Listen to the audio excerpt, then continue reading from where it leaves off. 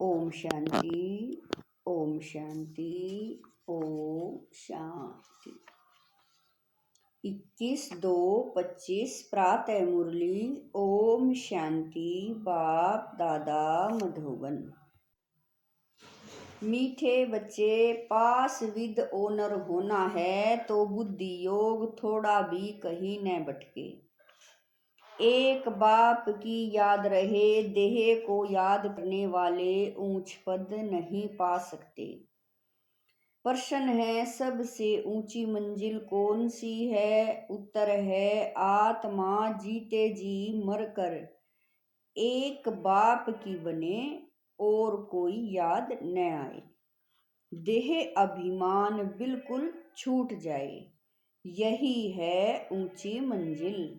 निरंतर देही अभिमानी अवस्था बन जाए, यह है बड़ी मंजिल। इसी से कर्मातीत अवस्था को प्राप्त करेंगे।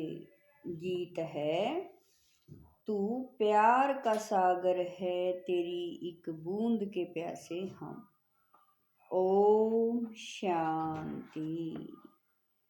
अब यह गीत भी रोंग है। प्यार के बदले होना चाहिए ज्ञान का सागर।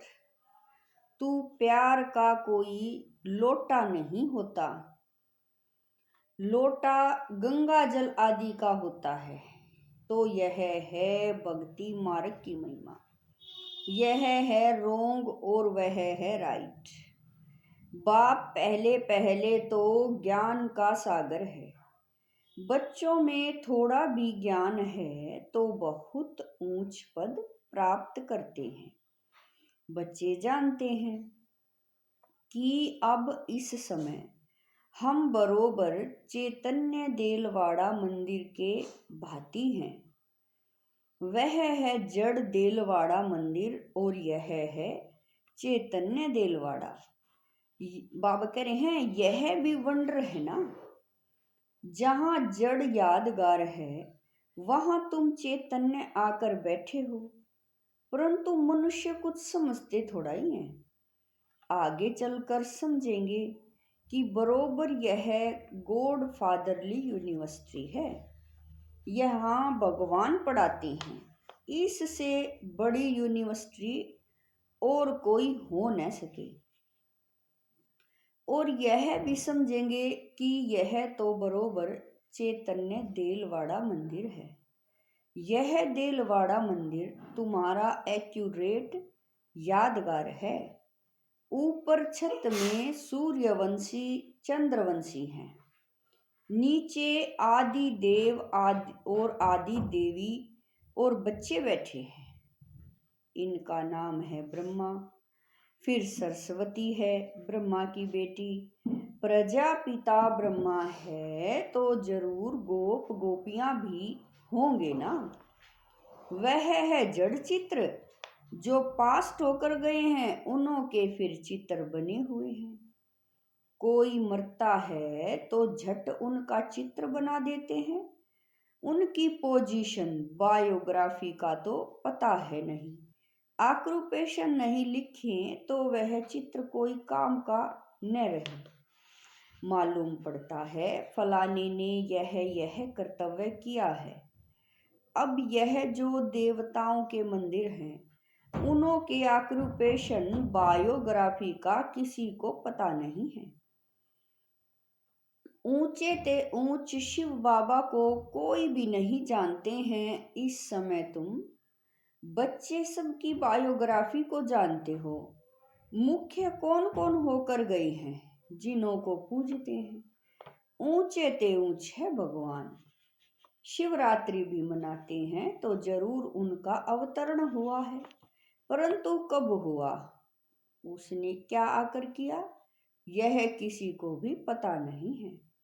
शिव के साथ है ही ब्रह्मा। आदि देव और आदि देवी कौन है? उन्हों को इतनी भुजाएं क्यों दी हैं? क्योंकि वृद्धि तो होती है ना। प्रजापिता ब्रह्मा से इतनी वृद्धि होती है। ब्रह्मा के लिए ही कहते हैं 100 भुजाएं, 1000 भुजाओं वाला। विष्णु व शंकर के लिए इतनी भुजाएं नहीं कहेंगे। ब्रह्मा के लिए क्यों कहते हैं? यह प्रजापिता ब्रह्मा ही, बाबा कह रहे हैं, यह प्रजापिता ब्रह्मा की ही सारी वंशावली है ना। यह कोई बाहों की बात नहीं है। वह बल कहते हैं हजारों भुजाओं वाला ब्रह्मा, परंतु अर्थ थोड़ा ही समझते हैं। अब तुम प्रैक्टिकल में देखो, ब्रह्मा की कितनी भुजाएं हैं? यह है बेहद की भुजाएं। प्रजापिता ब्रह्मा को तो सब मानते हैं, परंतु ऑक्यूपेशन को नहीं जानते। आत्मा की तो बाहें नहीं होती, बाहें शरीर की होती हैं। इतने करोड़ ब्रदर्स हैं तो उन्हों की भुजाएं कितनी हुई? परंतु पहले जब कोई पूरी रीति ज्ञान को समझ जाए, तब बाद में यह बातें सुनानी है। पहली पहली मुख्य बात है एक बाप, पहली पहली मुख्य बात है एक। बाप कहते हैं मुझे याद करो और वर्षे को याद करो, फिर ज्ञान का सागर भी गाया हुआ है। कितने अथाह पॉइंट्स सुनाते हैं, इतने सब पॉइंट्स तो याद रह न सके। तंत सार बुद्धि में याद, बाबा करे हैं, सार बुद्धि में रह जाता है, पिछाड़ी में तंत हो जाता है, मन मना भव। ज्ञान का सागर श्री कृष्ण को नहीं कहेंगे, वह है रचना। रचता एक ही बाप है, बाप ही सबको वर्षा देंगे, घर ले जाएंगे। बाप का तथा आत्माओं का घर है ही साइलेंस होम। विष्णुपुरी को बाप का घर नहीं कहेंगे, घर है मूल वतन, जहां आत्माएं रहती हैं। यह सब बातें सेंसिबल बच्चे ही धारण कर सकते हैं। इतना सारा ज्ञान कोई की बुद्धि में याद रह न सके। न इतने कागज लिख सकते हैं, यह मुरलियां भी सबकी सब इकट्ठी करते जाएं तो इस सारे हाल से भी जास्ती हो जाए। उस पढ़ाई में भी कितने ढेर किताब होती हैं। इम्तिहान पास कर लिया फिर तंत बुद्धि में बैठ जाता है। बैरिस्ट्री का इम्तिहान पास कर लिया, एक जन्म लिया, अल्पकाल सुख मिल जाता है। वह है विनाशी कमाई, तुमको तो यह बाप अविनाशी कमाई कराते हैं भविष्य के लिए। बाकी जो भी गुरु गोसाई आदि हैं, वह सब विनाशी कमाई कराते हैं। विनाश के नजदीक, बाबा कह रहे हैं, विनाश के नजदीक आते हैं, कमाई कम होती जाती है। तुम कहेंगे कमाई तो बढ़ती जाती है, परंतु नहीं, यह तो सब खत्म हो जाना है। आगे राजाओं आदि की कमाई चलती थी, अभी तो वे भी नहीं है। तुम्हारी कमाई तो कितना समय चलती है तुम जानते हो। यह बना बनाया ड्रामा है, जिसको दुनिया में कोई नहीं जानते हैं। तुम्हारे में भी नंबरवार हैं, जिनको धारणा होती है, कई तो बिल्कुल कुछ भी समझा नहीं सकते हैं। कोई कहते हैं हम मित्र संबंधियों आदि को समझाते हैं, वह भी तो अल्पकाल हुआ ना। औरों को प्रदर्शनी आदि क्यों नहीं समझाते? पूरी धारणा नहीं है। अपने को मियाँ मिट्ठू तो नहीं समझना है ना।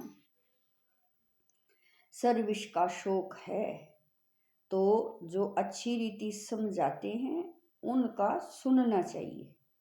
बाप उच्च पद प्राप्त कराने आए हैं तो पुरुषार्थ करना चाहिए ना। तकदीर बाबा कह रहे हैं, परंतु तकदीर में नहीं है तो श्रीमत भी नहीं मानते, फिर पद भ्रष्ट हो जाता है। ड्रामा प्लान अनुसार राजधानी स्थापन हो रही है, उसमें तो सब प्रकार के चाहिए ना। बच्चे समझ सकते हैं, कोई अच्छी प्रजा बनने वाले हैं, कोई कम। बाप कहते हैं हम तुमको राजयोग सिखलाने आया हूँ। देलवाड़ा मंदिर में राजाओं के चित्र हैं ना, जो पूज्य बनते हैं वही फिर पुजारी बनते हैं। राजा रानी का मर्तबा तो ऊंच है ना, फिर वाम मार्ग में आते हैं तब भी राजाई अथवा बड़े बड़े साहूकार तो है ना। जगन्नाथ के मंदिर में सबको ताज दिखाया है, प्रजा को तो ताज नहीं होगा। ताज वाले राजाएं भी विकार में दिखाते हैं, सुख संपत्ति तो उन्हों को बहुत होगी। संपत्ति कम जास्ती तो होती है, हीरे के महल और चांदी के महलों में फर्क तो होता है। तो बाप बच्चों को कहेंगे अच्छा पुरुषार्थ कर ऊंच पद पाओ। राजाओं को सुख जास्ती होता है, वहां सब सुखी होते हैं।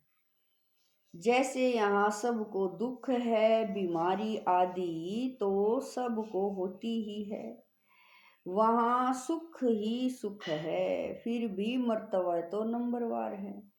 बाप सदैव कहते हैं पुरुषार्थ करते रहो, सुस्त मत बनो। पुरुषार्थ से समझा जाता है ड्रामा अनुसार इनकी सदगति इस प्रकार इतनी ही होती है। अपनी सदगति के लिए श्रीमत पर चलना है, टीचर की मत पर स्टूडेंट न चलें तो कम बाबकर हैं। टीचर की मत पर स्टूडेंट न चलें तो कोई काम के नहीं। नंबरवार पुरुषार्थ अनुसार तो सब हैं। अगर कोई कहते हैं कि हम यह नहीं कर सकेंगे तो बाकी क्या सीखेंगे। सीख कर होशियार होना चाहिए। जो कोई भी कहे यह समझाते तो बहुत अच्छा है, परंतु आत्मा जीते जी मर कर एक बाप की बने और कोई याद न आए। देह अभिमान छूट जाए, यह है ऊंची मंजिल। सब कुछ भूलना है, पुरानी देही अभिमानी अवस्था बन जाए, यह बड़ी मंजिल है। वहाँ आत्माएं हैं ही है शरीरी, फिर यहाँ आकर देह धारण करती हैं। अब फिर यहाँ इस देह में होते हुए अपने को अशरीरी समझना है, यह मेहनत बड़ी भारी है। अपने को आत्मा समझ कर्मातीत अवस्था में रहना है। सर्प को भी अकल है ना, पुरानी खाल छोड़ देते हैं। तो तुमको देह अभिमान में कितना निकलना है, मूल वतन में तो तुम हो ही देही अभिमानी। यहाँ देह में होते अपने को आत्मा समझना है, देह अभिमान टूट जाना चाहिए। कितना भारी इम्तिहान है, भगवान को खुद आकर पढ़ाना पड़ता है। ऐसे और कोई कह न सके कि देह के सब संबंध छोड़ मेरा बनो। अपने को निराकार आत्मा समझो, कोई भी चीज का भान न रहे। माया एक दो की देह में बहुत फंसाती है, इसीलिए बाबा कहते हैं इस साकार को भी याद नहीं करना है। बाबा कहते तुमको तो अपनी देह को भी भूलना है, एक बाप को याद करना है।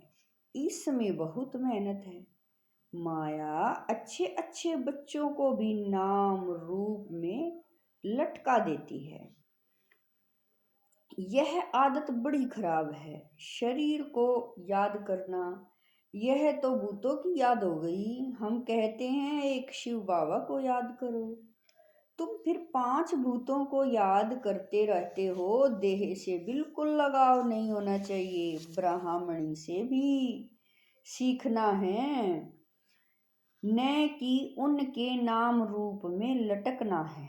देही अभिमानी बनने में ही मेहनत है। बाबा के पास चल चार्ट बहुत बच्चे भेज देते हैं, परंतु बाबा उस पर विश्वास नहीं करता है। कोई तो कहते हैं हम शिव बाबा के सिवाय और किसी को याद नहीं करते हैं, परंतु बाबा जानते हैं पाई भी याद नहीं करते हैं। याद की तो बड़ी मेहनत है, कहाँ न कहाँ फंस पड़ते हैं। देहधारी को याद करना यह तो 5 भूतों की याद है। इनको भूत पूजा कहा जाता है। भूत को याद करते हैं, यहाँ तो तुमको एक शिव बाबा को याद करना है।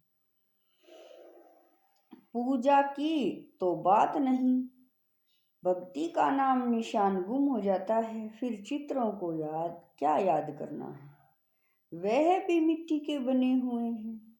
पाप कहते हैं यह भी सब ड्रामा में नूंद है। अब फिर तुमको पुजारी से पूज्य बनाता हूं। कोई भी शरीर को याद नहीं करना है सिवाय एक बाप के।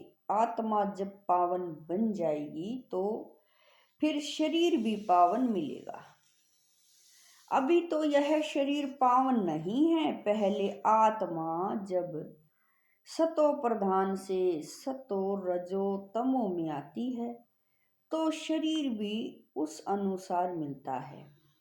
अभी तुम्हारी आत्मा पावन बनती जाएगी, लेकिन शरीर अभी पावन नहीं होगा। यह समझने की बातें हैं। यह पॉइंट्स भी उनकी बुद्धि में बैठेगी जो अच्छी रीति समझकर समझाते रहते हैं। सतो प्रधान आत्मा को बनना है, बाप को याद करने की ही बड़ी मेहनत है। कईयों को तो जरा भी याद नहीं रहती है।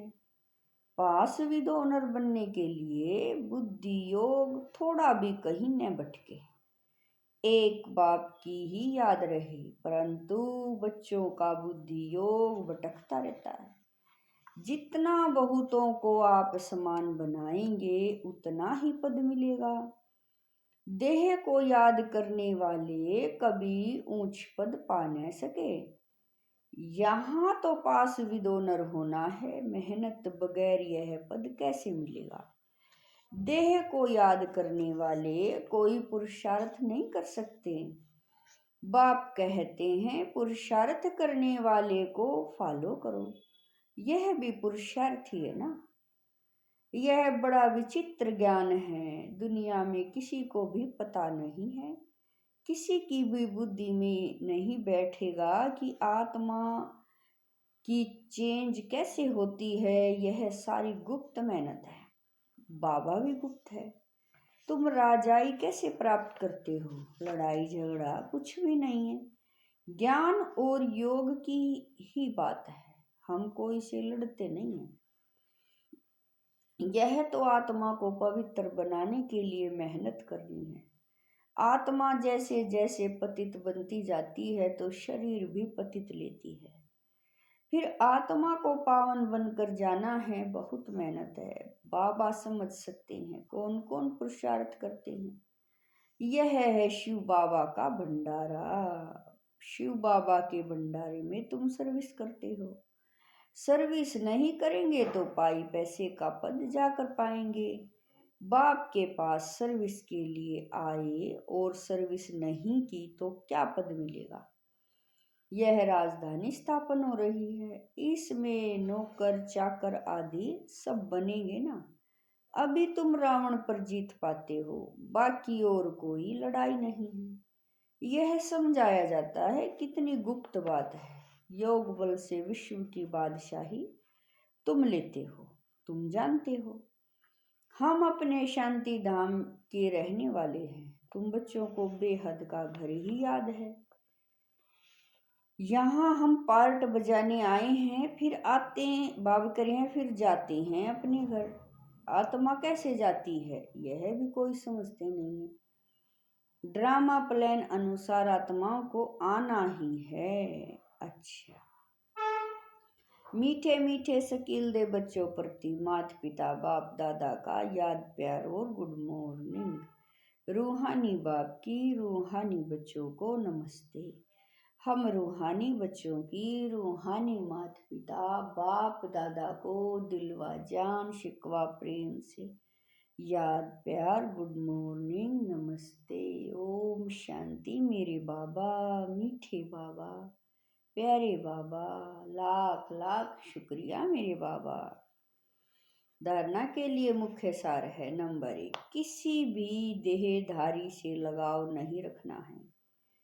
शरीर को याद करना भी भूतों को याद करना है, इसीलिए किसी के नाम रूप में नहीं लटकना है, अपनी देह को भी भूलना है। नंबर 2, भविष्य के लिए अविनाशी कमाई जमा करनी है। सेंसेबल बन ज्ञान की पॉइंट्स को बुद्धि में धारण करना है। जो बाप ने समझाया है वह समझकर दूसरों को समझाना है। वरदान है कल्प कल्प के विजय की स्मृति के आधार पर माया दुश्मन का आह्वान करने वाले महावीर विजयी भव। वरदान है कल्प कल्प के विजय की स्मृति के आधार पर माया दुश्मन का आह्वान करने वाले महावीर विजयी भव। महावीर विजयी बच्चे पेपर को देखकर घबराते नहीं, क्योंकि त्रिकालदर्शी होने के कारण जानते हैं कि हम कल्प कल्प के विजयी हैं। महावीर कभी ऐसे नहीं कह सकते कि बाबा हमारे पास माया को न भेजो, कृपा करो, आशीर्वाद करो, शक्ति दो, क्या करूं, कोई रास्ता दो।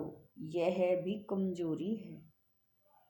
महावीर तो दुश्मन का आह्वान करते हैं कि आओ और हम विजयी बने। स्लोगन है समय की सूचना है, समान बनो संपन्न बनो। स्लोगन है समय की सूचना है, समान बनो संपन्न बनो। अव्यक्त इशारे। एकांत प्रिय बनो, एकता और एकाग्रता को अपनाओ। कोई भी सिद्धि के लिए एक तो एकांत दूसरी एकाग्रता दोनों की विधि द्वारा सिद्धि को पाते हैं। जैसे आपके यादगार चित्रों द्वारा सिद्धि प्राप्त करने वालों की विशेष 2 बातों की विधि अपनाते हैं, एकांतवासी और एकाग्रता। यही विधि आप भी साकार में अपनाओ। एकाग्रता कम होने के कारण ही दृढ़ निश्चय की कमी होती है। एकांतवासी कम होने के कारण ही साधारण संकल्प बीज को कमजोर बना देती हैं। इसीलिए इस विधि द्वारा सिद्धि स्वरूप बनो। ओम शांति।